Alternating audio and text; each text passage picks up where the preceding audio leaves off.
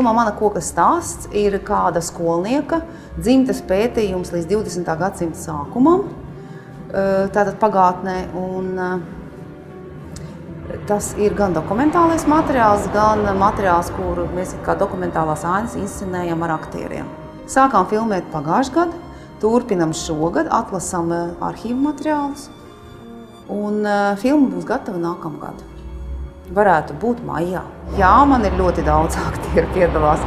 Nu, zinām, gandrīz visi ir zinām. Man ir Harijs Panovskis, Andris Bērziņš, tad Inita Dzelme, Gins Grāvers. Tad ļoti daudz jauno aktieru no Dailes teātra. Kāds viss notiks? Izmācījos pa juristi. Sēdēju autobāzē, man pēc nosūtījuma aizsūtīja. Tur bija ļoti garlaicīgi. Es sāku rakstīt. Tā kā man tur nebija ko darīt. Tad es gāju tikai uz tiesām, brīvajā laikā, ja darbā jāsēž, vienalga, vai tev jāstrādā vai ne, tad es sāku rakstīt. Pēc tam aizsūtīju uz Maskavas Filmu institūtu savus darbus. Man sanāca tā, ka man pati pirmā filma bija dokumentālā filma.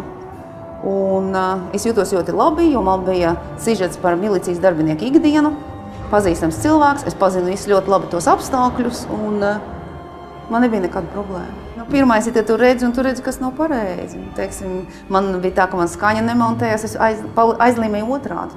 Tad vēl filmēs 35 mm. Es vienkārši, man negāja astotnieks kopā, cilvēki it kā runā viens ar otru, bet abi skatījās vienu pusi. Es paņēmu un apmetu to lenti otrādi. Un tad tas montāžas pedagogs sāka kliegt. Ko tu iedomājies, ka tā var darīt? Finansiālā problēma man bija redzama jau sen, un par labiem darbiem es dzirdēju no citām filmām, kuras jau bija pieteikušās. Un bija tīri labs rezultāts. Redziet, man ir producenta Dacīte, kur pateica, filmām pie labiem darbiem labi iet.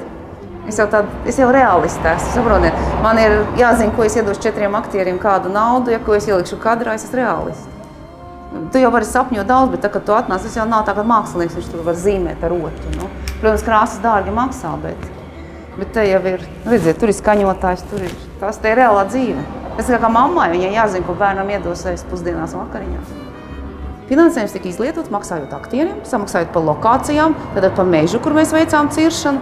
Nu, visi tie filmēšanas pasākumi, kamera un skaņa un gaisma. Grūti ir sacensties, redziet, mēs esam filmēšanas grupa. Pārsvarā jau viss, kas tur pieteiks labiem darbiem, tādi masveida kolektīvi. Un, teiksim, cīnīties ar skolām, vienai filmēšanas grupai arī ir neiespējami. Tas ir tas, ka tur ir tāda milzīga, tādas barveidīgas apvienības, ja?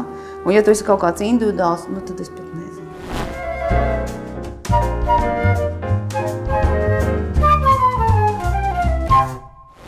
Es domāju, ka tie skolēni, nu labi, katrs uztais 100 profilus tajā, piemēram, Draugiem LV, ja? Kā man ir laiks taisīt 100 profilus? Es tur kāds tas skolnieks sataisa.